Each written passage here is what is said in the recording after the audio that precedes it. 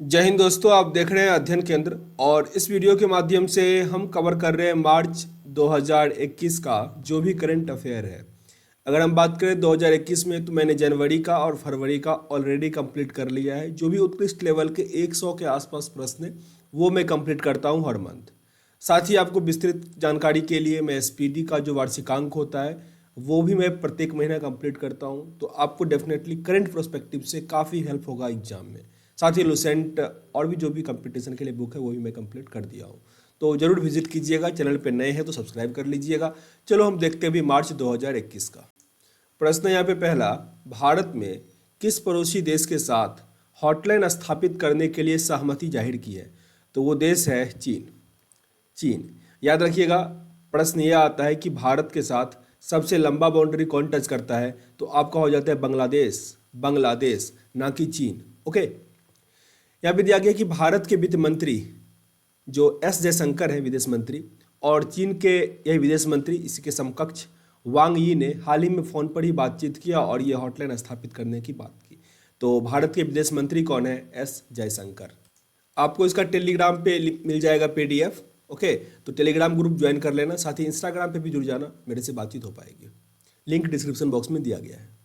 दूसरा प्रश्न है, सांख्यिकी और कार्यक्रम क्रियान्वयन मंत्रालय द्वारा जारी जीडीपी के दूसरे अग्रिम अनुमानों के अनुसार वित्त वर्ष जो 2021 होगा उसमें जीडीपी वृद्धि दर कितना रहने का अनुमान है? यह क्या है? तो -8%। -8%। International institute for strategic studies के अनुसार, जैसे मतलब फिक्की होता है, सॉरी फिक्की नहीं, फिच जो होता है, जो इंडेक्स फोर्स होता है, वैसे ही एक IISS है, international institute for strategic studies, जो लिस्ट जारी करता है। उसके अनुसार 2020 में दुनिया में सबसे बड़ा रक्षा व्यय करने वाला कौन सा देश है? तो रक्षा पर सबसे अधिक खर्चा करने वाला देश है अमेरिका, जो करता है 2020 में किया $1.8 ट्रिलियन। दूसरे स्थान की बात करें तो वो है चीन। पहले स्थान पर अमेरिका और दूसरे स्थान पे कौन है? चीन। 2018-19 से वो 3.9 गुना बढ़ गया है। आपको पहला दूसरा नाम याद करो, काफ़ी इंपॉर्टेंट है। हाल ही में सुर्खियों में रहे माइकल सोमार को किस देश में ग्रैंड चीफ या राष्ट्रपिता कहा गया? तो ये थे पपुआ न्यू गिनी के प्रधानमंत्री जिनका निधन हो गया। तो माइकल सोमरे जो पपुआ न्यू गिनी के पहले प्रधानमंत्री थे, उनका 84 वर्ष की आयु में निधन हो गया। इन्हें ग्रैंड चीफ और राष्ट्रपिता के नाम से जाना गया। 1975 में ऑस्ट्रेलिया से जब पपुआ न्यू गिनी स्वतंत्र हुआ था तो ये सबसे लंबे समय तक सर्विंग वाले प्रधानमंत्री भी बने थे। तो नाम याद रखना थोड़ा, माइकल सोमर। माइकल सोमर ये हैं ग्रैंड चीफ और राष्ट्रपिता पपुआ न्यू गिनी के। आगे हमारा, इसरो ने अपने PSLV C51 रॉकेट का उपयोग करके कितने उपग्रहों को लॉन्च किया? तो ये क्या है? 19 उपग्रह का। PSLV रॉकेट का मतलब लॉन्चिंग व्हीकल का नाम क्या था? C51। तो इसमें डिफरेंट देश का था। सबसे अधिक था ब्राज़ील का, 637 किलोग्राम का सैटेलाइट। भारत में राष्ट्रीय विज्ञान दिवस किस वैज्ञानिक की खोज के लिए मनाया जाता है? राष्ट्रीय विज्ञान दिवस हम लोग मनाते हैं 8 फरवरी को। डॉक्टर CV रमन जो थे, उस दिन उन्होंने रमन इफेक्ट की खोज की घोषणा की थी। उनका जन्म नहीं हुआ था, उन्होंने उस दिन रमन इफेक्ट की खोज की घोषणा की थी, जिन्हें 1930 में नोबेल प्राइज़ मिला। और 2021 में जो राष्ट्रीय विज्ञान दिवस हुआ उसका थीम क्या है? Future of science and technology and innovation, impact on education, skill and work.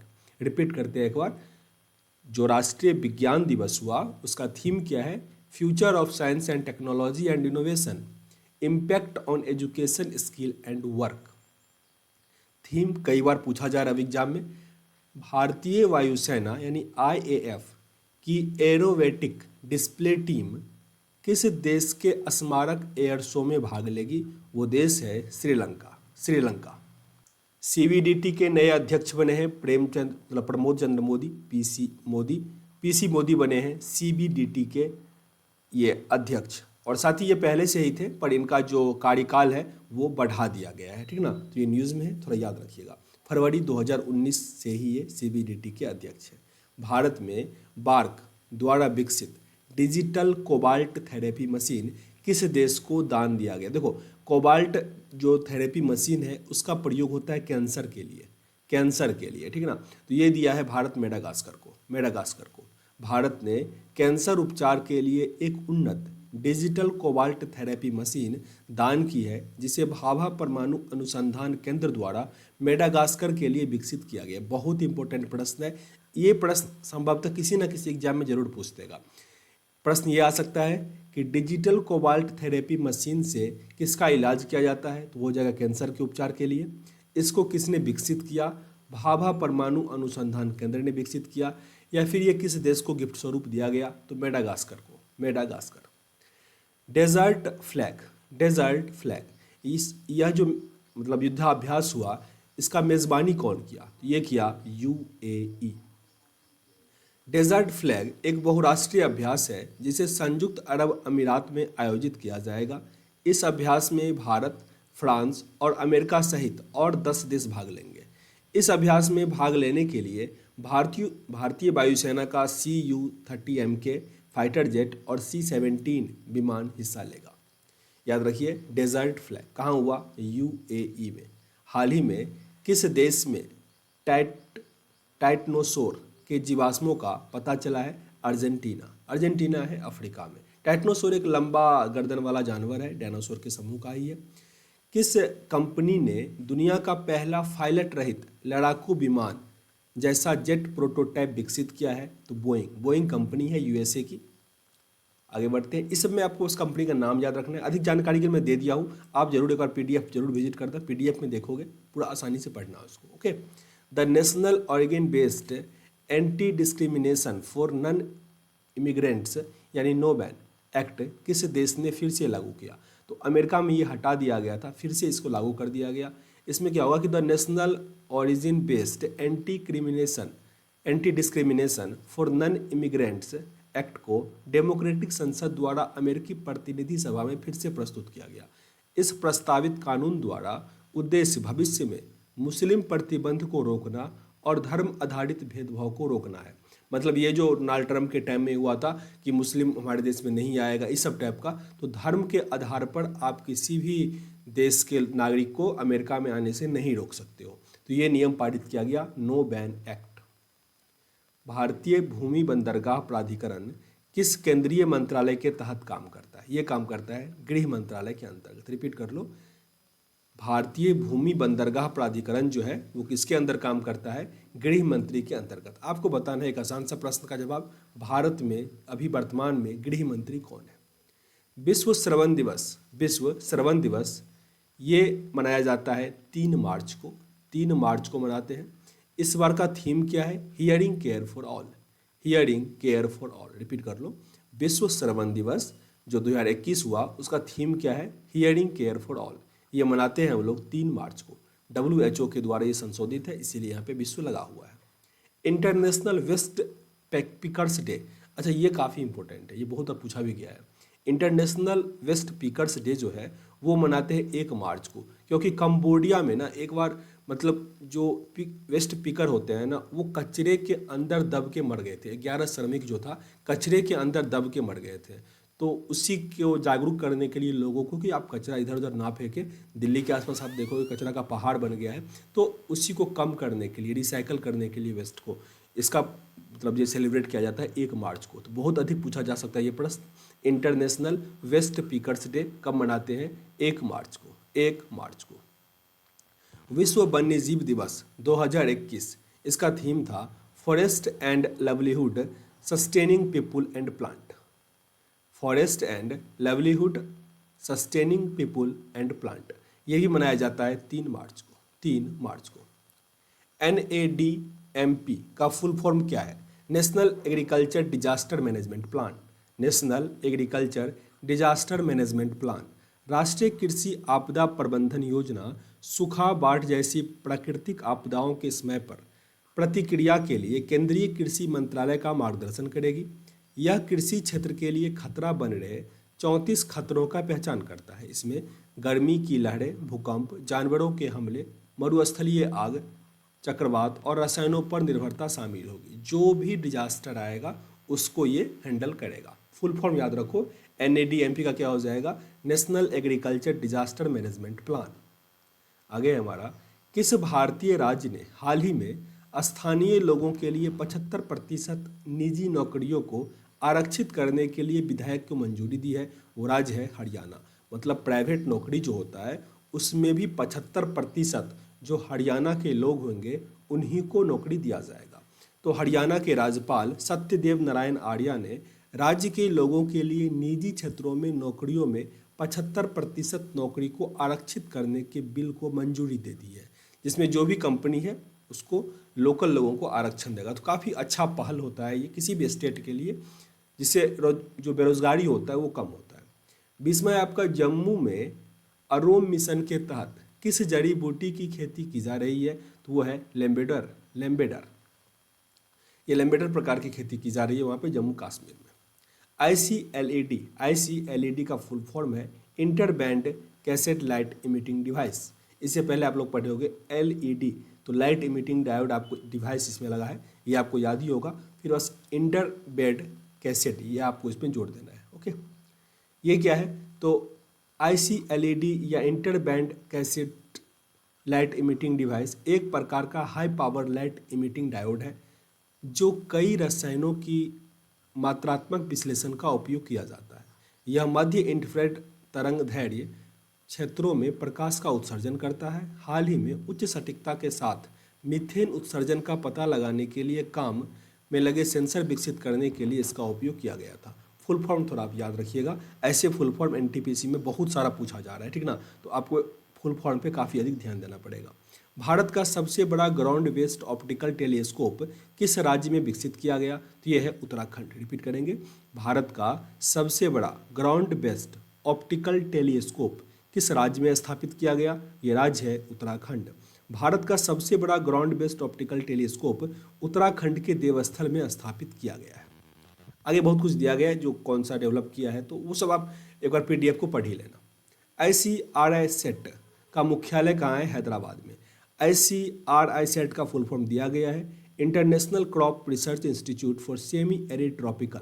Okay, ये एक अंतर्राष्ट्रीय संस्था है, जैसे कि एक हम लोग पढ़ रहे थे कि इंटरनेशनल सोलर अलायंस, इसका भी हेडक्वार्टर कहाँ है? बेंगलुरु इंडिया, गुरुग्राम इंडिया में है। तो दूसरा एक आ गया ICRISAT, ये भी क्या है? हैदराबाद में भारत में है, जो कि एक अंतर्राष्ट्रीय संगठन है। ओके, ये मेनली कृषि को फोकस करेगा, कृषि में डेवलप करेगा।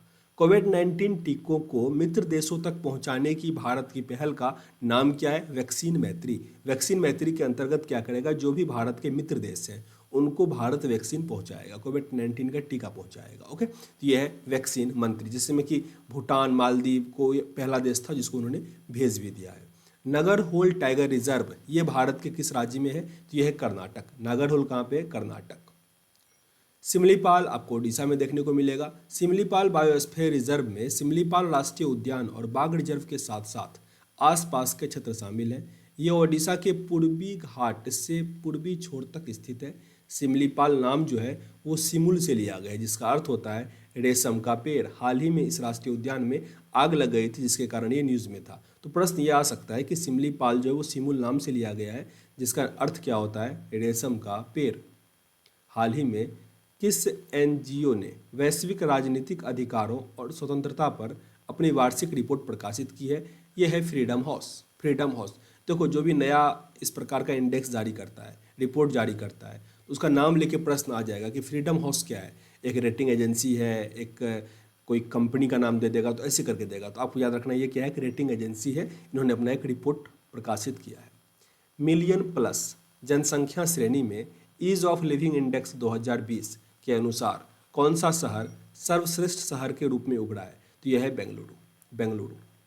केंद्रीय आवास और शहरी मामलों के मंत्री हरदीप सिंह पुरी द्वारा जारी ईज ऑफ लिविंग इंडेक्स 2020 के अनुसार बेंगलुरु सबसे अच्छा शहर के रूप में उभरा है, जबकि शिमला 10 लाख से कम आबादी वाले शहरों में सबसे ऊपर है। अगर बात करें सबसे साफ, तो साफ में अभी भी इंदौर ही है, इसी के इंडेक्स के अकॉर्डिंग। बाओ धान याद रखो, इसकी खेती के लिए असम प्रसिद्ध है, बाओ खान के लिए। बाओ खान के लिए एक उत्कृष्ट लेवल का चावल है जिसमें कि लोहे की मात्रा अधिक होती है, ठीक ना।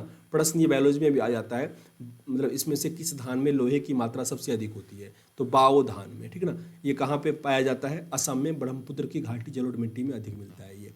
हाल ही में प्रकाशित नगर पालिका प्रदर्शन सूचकांक यानी म्युनिसिपल परफॉर्मेंस इंडेक्स के अनुसार कौन सा शहर मिलियन प्लस शहरों की श्रेणी में पहले स्थान पे है, तो इसमें है इंदौर। इंदौर। आगे बढ़ते हैं। अंतर्राष्ट्रीय महिला दिवस जो 8 मार्च को मनाया जाता है, इस बार का थीम क्या है, women in leadership achieving an equal future in कोविड-19 वर्ल्ड। रिपीट कर लो, women in leadership achieving an equal future in a कोविड-19 वर्ल्ड। इस बार कई प्रश्न एग्जाम में ऐसे आए जिसमें थीम में ये पूरा नहीं दिया गया था, इतना ही दिया गया था, ठीक है ना। तो एग्जाम में कंफ्यूज नहीं कर जाना, वोमेन इन लीडरशिप ऐसा भी करके छोड़ सकता है, तो याद करके सही से जाइएगा तभी आप टिक कर पाइएगा। हाल ही में खबर में रहा सिंगोरगढ़ किला किस राज्य या केंद्र शासित प्रदेश में स्थित है, यह है मध्य प्रदेश में। सिंगोरगढ़ का किला कहाँ पे है, मध्य प्रदेश में। भारतीय नौसेना के जहाज आईएनएस कुलिस और आईएनएस सुमेगा ने पहली बार किस देश के बंदरगाह का दौरा किया, वो देश है बांग्लादेश। बांग्लादेश 1971 में जो बांग्लादेश स्वतंत्र हुआ था, तो उसका 100 वर्ष पूरा हुआ, इसके वहाँ पे स्वर्णिम विजय वर्ष मनाया गया, तो इसके लिए ये दोनों वहाँ पे विजिट करने के लिए गया था। पेट्रोलिंग व्हीकल है ये दोनों। BWF स्विस ओपन सुपर 300 में किस बैडमिंटन स्टार को स्वर्ण पदक मिला, तो ये है कैरोलिना मारिन। Carolina Marin. और ये किनको हरा दिया, तो पीवी सिंधु को। पीवी सिंधु को। किस टेक्नोलॉजी कंपनी ने भारत में women will web portal launch किया, या किस टेक्नोलॉजी कंपनी ने भारत में women will web platform launch किया, तो ये कंपनी है गूगल। गूगल के सुंदर पिचाई याद होना चाहिए। गूगल ने भारत में नया वोमेन विल वेब प्लेटफॉर्म पेश किया। इस कार्यक्रम का उद्देश्य उन महिलाओं को मार्गदर्शन प्रदान करना है जो उद्यमी बनना चाहती है। गूगल ने इंटरनेट साथी पहल को बंद करने की घोषणा की है। पिछले 6 वर्षों में इस पहल ने ग्रामीण भारतीयों में 30 मिलियन से अधिक महिलाओं को प्रशिक्षित किया है। ओके, तो कौन सा वो बंद करना चाहता है, इंटरनेट साथी को। नया कौन ला रहा है, वोमेन विल, मतलब वोमेन कर सकती है। एक डक्टालिक भारत और किस देश के बीच सैन्य अभ्यास है, यह है उज्बेकिस्तान। डस्टलिक किस देश का है, उज्बेकिस्तान और भारत। उज्बेकिस्तान और भारत। ये इस बार का जो अभ्यास 2019 वाला हुआ था, ये ताशकंद में हुआ था। ताशकंद। भारत की आज़ादी के 75वें वर्ष के उपलक्ष्य में गठित समिति का जो अध्यक्षता कर रहा है वो कौन कर रहा है, प्रधानमंत्री। ये गठित बहुत पहले किया गया था। इसमें टोटल 259 मेंबर हैं, जिसमें कि प्रतिभा पाटिल भी थी, मनमोहन सिंह, HD देवगौड़ा, ये सब भी शामिल है। पर इसकी अध्यक्षता कौन कर रहे हैं, प्रधानमंत्री नरेंद्र मोदी। किस यूरोपीय देश ने सार्वजनिक स्थानों पर चेहरे को ढकने पर प्रतिबंध लगाने के पक्ष में मतदान दिया, मतलब स्विट्जरलैंड ने ऐसा कर दिया कि जो भी सार्वजनिक स्थल है, जो भी फेमस जगह है जहाँ लोग जाते हैं, वहाँ पे बुर्खा सहित चेहरे पर आप कोई भी आवरण नहीं डाल सकते हैं। इस बिल को उन्होंने, मतलब वोटिंग हुआ था वहाँ पे, पब्लिक ओपिनियन, तो इसको मंजूरी मिली है। हबल टेलीस्कोप के उत्तराधिकारी के रूप में नासा, ESA मतलब होता है यूरोपियन स्पेस एजेंसी, और CSA होता है कनाडा स्पेस एजेंसी, ठीक ना, द्वारा किस टेलीस्कोप का निर्माण किया जा रहा है, तो यह James Webb space telescope. James Webb space telescope. Okay, इसका नाम थोड़ा याद रखिएगा, नासा का भी हो गया, ESA का यूरोपियन स्पेस एजेंसी, और कनाडा का कनाडियन स्पेस एजेंसी। जैसे इंडिया का इसरो है ना, वैसे ही ये सब है। हाल ही में हेलीकॉप्टर दुर्घटना में मारे गए ओलिवियर इसॉल्ट किस देश के राजनीतिक और आड़ापति थे, तो ये थे फ्रांस के। फ्रांस के। नाम क्या है, ओलिवियर डसॉल्ट। Olivier Dassault. ये जो डसॉल्ट कंपनी है जहाँ से राफेल बना था, तो उसी का ये वंशज था, इसीलिए फेमस है थोड़ा। स्वास्थ्य और शिक्षा उपकरण की आय से संबंधित स्वास्थ्य आरक्षित निधि का नाम क्या है, प्रधानमंत्री स्वास्थ्य सुरक्षा निधि। प्रधानमंत्री स्वास्थ्य सुरक्षा निधि। प्रधानमंत्री की अध्यक्षता में केंद्रीय मंत्री ने प्रधानमंत्री स्वास्थ्य सुरक्षा निधि को मंजूरी दे दी है। यह वित्त अधिनियम 2007 के तहत लगाए गए स्वास्थ्य और शिक्षा उपकरण की आय से एकल गैर चूक योग्य स्वास्थ्य आरक्षित निधि है। फिर से रिपीट कर लेते हैं, स्वास्थ्य और शिक्षा उपकरण की आय से संबंधित स्वास्थ्य आरक्षित निधि का नाम क्या है, प्रधानमंत्री स्वास्थ्य सुरक्षा निधि। मतलब ये नाम चेंज हुआ है, 2007 में इसका स्थापना हुआ था, ये बना था। किस भारतीय राज्य या केंद्र शासित प्रदेश ने विशेष महिला मोहल्ला क्लिनिक शुरू किया है? महिला मोहल्ला क्लिनिक ये क्या है? नई दिल्ली। नई दिल्ली। मनीष सिसोदिया यहाँ के वित्त मंत्री हैं, इन्हीं के देखरेख में हुआ ये। किस विभाग ने अपने अधिकारियों के लिए ऑनलाइन 5G प्रमाणन पाठ्यक्रम शुरू किया है? यह है दूरसंचार विभाग। मतलब अब जो है पाठ्यक्रम में ये भी शामिल किया गया है कि आप इसको भी पढ़ सकते हो, 5G प्रमाणन पाठ्यक्रम। किस संस्था ने आर्थिक मामलों के विभाग के साथ परिसंपत्ति मुद्राकरण यानी एसेट मोनेटाइजेशन पर एक राष्ट्रीय स्तरीय वर्चुअल कार्यशाला की स्थापना किया है? नीति आयोग ने। नीति आयोग ने जो DEA होता है इसके साथ मिलकर परिसंपत्ति मुद्रीकरण पर एक राष्ट्रीय स्तर की वर्चुअल कार्यशाला का आयोजन किया है। इस कार्यशाला की अध्यक्षता केंद्रीय मंत्री निर्मला सीतारमण करेंगे। ये प्रश्न आपसे आ सकता है कि इसका मतलब मॉनिटर कौन करेगा? निर्मला सीतारमण। दूरसंचार लाइसेंस मापदंडों में हाल ही में संशोधन के अनुसार नेटवर्क के अपग्रेडेशन के लिए नामित प्राधिकरण कौन सा है? राष्ट्रीय साइबर सुरक्षा समन्वयक। राष्ट्रीय साइबर सुरक्षा समन्वयक APEDA किस केंद्रीय मंत्रालय के तहत स्थापित किया गया था? वाणिज्य और उद्योग मंत्रालय के तहत। वाणिज्य और उद्योग मंत्रालय के तहत। गहिरा माथा समुद्र तट जिसे हाल ही में खबरों में देखा गया, यह है ओडिशा में। गहिरा माथा समुद्र तट, इसमें लुप्त प्राय ओलिव रिडले मादा कछुआ ओडिशा के लिए गाहिर माथा बीच पर पहुंचने लगी थी। यह अंडा देने के लिए इस प्रजाति को दुनिया का सबसे बड़ा ज्ञात स्थल माना जाता है इस जगह को। तो ये जगह आपको काफ़ी इंपॉर्टेंट है, गहीर माथा बीच। गहीर माथा बीच। हाल ही में एक अध्ययन के अनुसार महासागरों के गर्म होने से किस प्रजाति के चयापचय पर असर पड़ता है? सार्क। इसरो ने उपग्रह डेटा का उपयोग करके वायु गुणवत्ता निगरानी के लिए किस देश की अंतरिक्ष एजेंसी के साथ साझेदारी की है? वो है जापान। जापान का जो अंतरिक्ष एजेंसी है उसका नाम क्या है? जाक्सा। और इंडिया को तो पता ही अपना इसरो है। भारत ने हाल ही में केप गेज लोकोमोटिव को किस अफ्रीकी देश के लिए रवाना किया है? यह है मोजाम्बिक।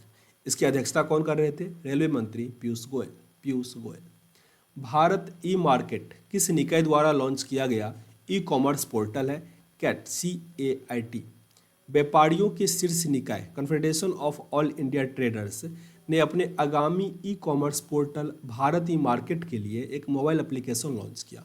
यह एप्लीकेशन व्यवसायियों और सेवा प्रदाताओं को पोर्टल और पंजीकरण करने के लिए अपनी खुद की वर्चुअल दुकान या ई दुकान बनाने में सक्षम होगा। इसके लिए कोई कमीशन नहीं लगेगा। यह है CAIT। भारत ने हाल ही में मार्च 2021 में किस संगठन के पहले ऐतिहासिक वर्चुअल शिखर सम्मेलन में भाग लिया? यह है क्वाड के अंतर्गत आपको आएगा इंडिया, अमेरिका, जापान और ऑस्ट्रेलिया, ये सारे देश आते हैं। काला नमक चावल महोत्सव ये मनाया गया उत्तर प्रदेश में। काला नमक चावल महोत्सव ये मनाया गया उत्तर प्रदेश में। ई-कॉमर्स नीति के मसौदे का अनावरण किस केंद्रीय मंत्रालय द्वारा जारी किया गया? वाणिज्य और उद्योग मंत्रालय के द्वारा। वाणिज्य और उद्योग मंत्रालय के द्वारा। वर्तमान पीयूष गोयल ही वाणिज्य और उद्योग मंत्री हैं। भारत का पहला केंद्रीकृत वातानुकूलित रेलवे टर्मिनल किस शहर में स्थापित किया जाएगा? ये शहर है बेंगलुरु में, जिसमें 314 करोड़ का अनुमानित ये है कि लगाया जाएगा। हाल ही में वनवासी समागम का आयोजन किस राज्य या केंद्र शासित प्रदेश में हुआ? तो उत्तर प्रदेश में वनवासी समागम का आयोजन। इसमें रामनाथ कोविंद आए हुए थे उद्घाटन करने के लिए। संस्कृति मंत्री की अध्यक्षता में अगले 2 वर्षों तक किस भारतीय नदी का अध्ययन करने के लिए एक सलाहकार समिति का गठन किया गया? वो नदी है सरस्वती। OTP RMS प्रमाण पत्र जिसे हाल ही में खबरों में देखा गया था, किस केंद्रीय मंत्रालय ने सम्मिलित किया या संबंधित है? तो यह है शिक्षा मंत्री। अच्छा, शिक्षा मंत्री तो नया नाम बना है, इसका पुराना नाम क्या था ये आपको कमेंट बॉक्स में बताना है।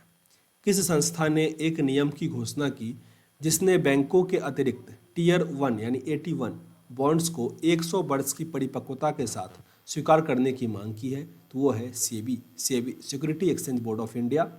स्थापना इसका 1992 में हुआ था और इसके अध्यक्ष कौन है? अजय त्यागी। लंबे समय से इन्होंने घोषणा किया है 1 बॉन्ड स्वीकृत करने की। अखिल भारतीय पर्यटक वाहन प्राधिकरण और परमिट नियम किस तारीख को लागू होंगे? 1 अप्रैल 2021 से, यानी आज से लागू हो जाएगा। अंतर संसदीय यानी इंटर पार्लियामेंट्री यूनियन IPU का मुख्यालय है जेनेवा में। जेनेवा यह अंतर्राष्ट्रीय संगठन है, तो जेनेवा में इसका हेडक्वार्टर है। पहला national institute of pharmaceutical education and research किस राज्य में स्थापित किया जाएगा? यह है पंजाब।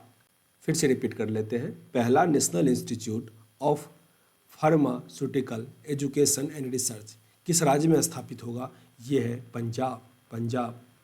खान और खनिज संशोधन विधेयक 2021 DMF के निर्देशों जारी करने के लिए केंद्र सरकार को सशक्त बनने का प्रयास करता है। ये DMF है क्या? तो यह है डिस्ट्रिक्ट मिनरल फाउंडेशन, जिला खनिज फाउंडेशन। आगे हमारा है my life in full work family and our future. ये किस भारतीय का स्मरण है? ये है इंदिरा नूई। ये पुस्तक है इंदिरा नूई का my life in full work family and our future. ये लिखा गया इंदिरा नूई के द्वारा। Medical termination of pregnancy bill 2020 के अनुसार महिलाओं की विशेष श्रेणी में गर्भपात की अनुमति देने की ऊपरी सीमा क्या है? 24 सप्ताह। 24 सप्ताह। राष्ट्रीय सुरक्षा गार्ड यानी नेशनल सिक्योरिटी गार्ड के महानिदेशक के रूप में किसे नियुक्त किया गया है? MA गणपति को। MA गणपति। 10वीं अनुसूची जिसे दल बदल विरोधी कानून के रूप में जाना जाता है, संविधान में जोड़ा गया था 1985 में। 1985 में जोड़ा गया था। जरा इसको पढ़ लेते हैं। 10वीं अनुसूची जिसे दल बदल विरोधी कानून के रूप में जाना जाता है, 1985 में संविधान में जोड़ा गया था।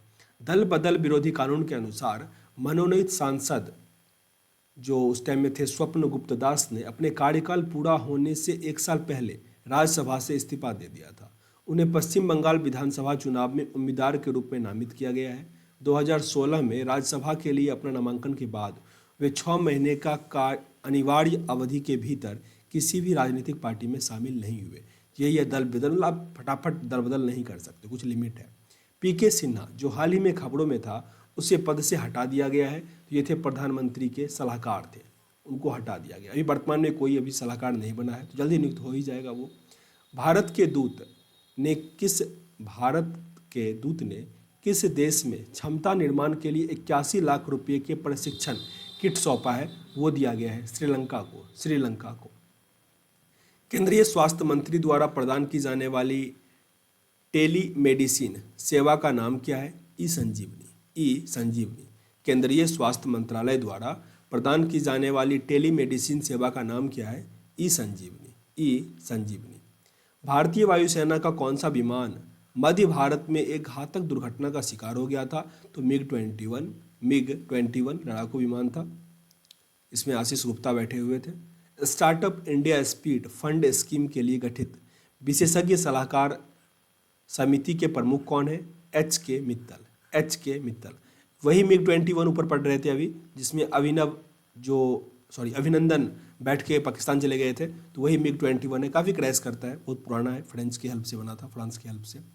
आगे हमारा दिया गया किस भारतीय सार्वजनिक क्षेत्र के बैंक ने अपने क्रेडिट कार्ड व्यवसाय के लिए एक पूर्ण स्वामित्व वाली सहायक कंपनी का गठन किया है? वो है पंजाब नेशनल बैंक।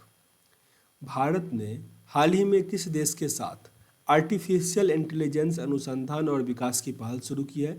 वो देश है America.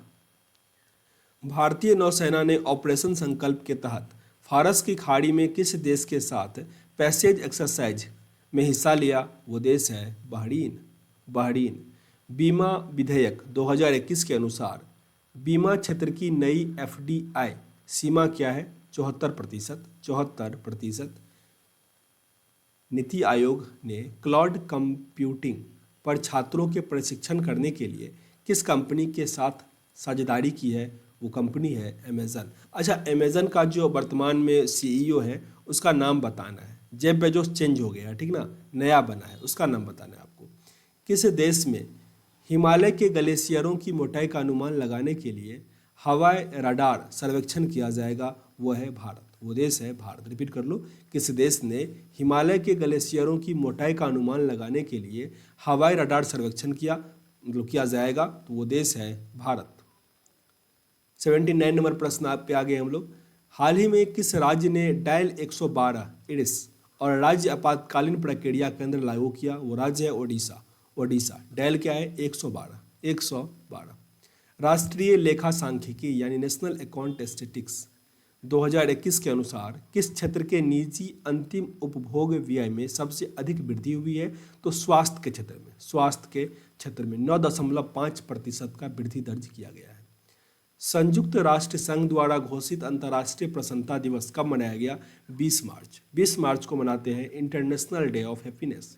International day of happiness जो कि 2013 से मनाया जा रहा है दुनिया भर में। अब इस बार मनाया गया 20 मार्च को, याद रखिएगा 20 मार्च। किस संगठन ने ग्रामीण भारत में महिलाओं की उद्यमशीलता को बढ़ावा देने के लिए सही दिशा अभियान शुरू किया है? UNDP, United Nation development programme ने। सही दिशा। कौन सा राज्य म्यांमार के साथ 510 किलोमीटर की सीमा साझा करेगा? तो वो राज्य है मिजोरम। मिजोरम। अभी म्यांमार याद रखिएगा, काफ़ी वहाँ पे सैनिक का जो है सरकार मतलब शासन आ गया है, बहुत लोग मर रहे हैं, 500 से अधिक लोग तो आज तक मर गए हैं, तो याद रखिएगा म्यांमार के बारे में थोड़ा बहुत। 2011 इस्तांबुल कन्वेंशन जो हाल ही में खबरों में था, किस मुद्दे से जुड़ा है? घरेलू हिंसा और लैंगिक समानता से। इस्तांबुल में बनाई गई यूरोप परिषद ने घरेलू हिंसा को रोकने, मुकदमा चलाने और समानता को बढ़ावा देने का विकल्प लिया है। तुर्की के राष्ट्रपति तैयब एर्दोगन ने महिलाओं की सुरक्षा के लिए बनाए गए अंतर्राष्ट्रीय समझौते से तुर्की अलग करने का निर्णय लिया है खुद को। न्यूबू न्यविगम एडेको नाम से नए प्रथम स्वदेशी यान प्रणाली स्कूल का उद्घाटन किस राज्य में किया गया? अरुणाचल प्रदेश। न्यूबू न्यागम येरोको ये नामक स्वदेशी ज्ञान प्रणाली है जो अरुणाचल प्रदेश ने स्टार्ट किया है। पेबी एंटी टेरर 2021, पेबी एंटी टेरर 2021 जो है एक आतंक विरोधी युद्धाभ्यास है। ये एससीओ ने स्टार्ट किया है, संघाई सहयोग संगठन जो है उसके द्वारा स्टार्ट किया गया है। पेबी एंटी टेरर 2021, तो इसे भारत, पाकिस्तान सहित चीन है संघाई में, और रूस सब भी है। जिला के वार्षिक निर्यात रैंकिंग सूचकांक को तैयार करने में राज्यों या केंद्र शासित प्रदेशों की सहायता किस संस्थान द्वारा की जाएगी? तो ये है वाणिज्य मंत्रालय के द्वारा। वाणिज्य मंत्रालय के द्वारा। किस भारतीय संगठन ने पहली बार फ्री स्पेस क्वांटम कम्युनिकेशन का प्रदर्शन किया है? वो है ISRO. Free space quantum communication, free space quantum communication ISRO. पहली बार भारतीय अंतरिक्ष अनुसंधान संगठन ने हाल ही में 300 मीटर की दूरी पर फ्री स्पेस क्वांटम कम्युनिकेशन का प्रदर्शन किया। इसने क्वांटम की इनक्रिप्टेड होता है संकेत का उपयोग करते हुए लाइव वीडियो कॉन्फ्रेंस का प्रदर्शन किया। स्पेस एप्लीकेशन सेंटर अहमदाबाद में फ्री स्पेस क्वांटम की डिस्ट्रीब्यूशन का प्रदर्शन किया गया। कहाँ पे? अहमदाबाद, गुजरात में। पिछले 2 वर्षों में कौन सा देश अपना चौथा संसदीय चुनाव करवा रहा है? तो वो देश है इजराइल, जिसकी राजधानी कहाँ है? East Jerusalem. किस देश ने 18 देशों के 38 विदेशी उपग्रह को सफलतापूर्वक अपने सोयूज 21, ये एक कैरियर रॉकेट है, इससे ऊपर भेज दिया? तो वो देश है रूस। रूस। आगे हमारा वित्त विधेयक 2021 में किए गए संशोधनों के अनुसार ईपीएफ अंशदान की नई सीमा क्या है जिसमें ब्याज की छूट दी जाएगी? वो है 5 लाख रुपया। 5 लाख रुपया। रक्षा के संदर्भ में ब्रज क्या है जिसे हाल ही में खबरों में देखा गया था? अपतटीय गश्ती पोत। अपतटीय गश्ती पोत। कौन सा देश भारत के साथ होमलैंड सिक्योरिटी डायलॉग को फिर से स्थापित करने जा रही है? वो है अमेरिका। अमेरिका। कौन सा देश भारत के साथ होमलैंड सिक्योरिटी डायलॉग को स्थापित करने जा रहा है? तो वो देश क्या है? अमेरिका। केंद्रीय शिक्षा मंत्री ने शहीद भगत सिंह स्मारक का उद्घाटन किया किस राज्य में या केंद्र शासित प्रदेश में? तो ये है नई दिल्ली में। नई दिल्ली में शहीद भगत सिंह स्मारक का उद्घाटन किया गया। किनके द्वारा? शिक्षा मंत्री के द्वारा। शिक्षा मंत्री।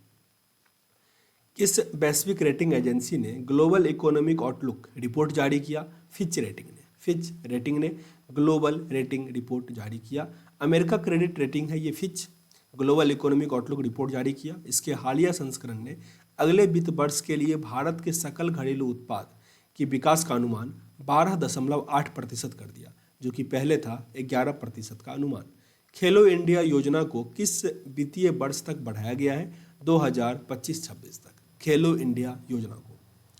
हाल ही में एक अध्ययन के अनुसार भारत में दर्ज की जाने वाली गर्मी की लहरें किस क्षेत्र को गर्म करने के कारण बनती है? तो यह है आर्कटिक क्षेत्र को, आर्कटिक क्षेत्र को। आगे हमारा प्रश्न है किस भारतीय निकाय ने राष्ट्रीय शिक्षा नीति 2020 के आधार पर नए ब्रिटिश काउंसिल द्वारा विकसित मूल्यांकन ढांचे की घोषणा की है? तो वह सीबीएसई ने किया है। आगे जो हमारा प्रश्न है, लास्ट प्रश्न है, किस देश के संसद ने अपने वर्तमान राष्ट्रपति 2024 के 2 और कार्यकालों के लिए सक्षम बनाने के लिए एक विधेयक पारित किया? वो देश है रूस। तो टोटल 99 प्रश्न थे, 100 में एक कम था। सेशन अगर आपको अच्छा लगा हो, कुछ सीखने का मौका मिला हो या कुछ सुधार चाहते हो तो कमेंट बॉक्स में जरूर लिखिएगा, तभी कुछ हो पाएगा। ओके, और थोड़ा शेयर वेयर कर दीजिएगा, जो भी ज़रूरतमंद है वहाँ तक पहुँच पाए। हर महीने में जो टॉप 100 प्रश्न होंगे, 100 कभी 120 हो जाता है, कभी 100 से थोड़ा कम हो जाता है, तो एवरेज 100 प्रश्न, ठीक ना, तो उसको मैं जरूर आप लोगों के पास लेके आऊँगा, जिससे वह करंट थोड़ा बहुत ठीक हो जाएगा। तो सेशन अगर आपको अच्छा लग रहा हो तो लाइक और शेयर जरूर कर दीजिएगा। मिलते हैं नेक्स्ट वीडियो में, तब तक के लिए जय हिंद।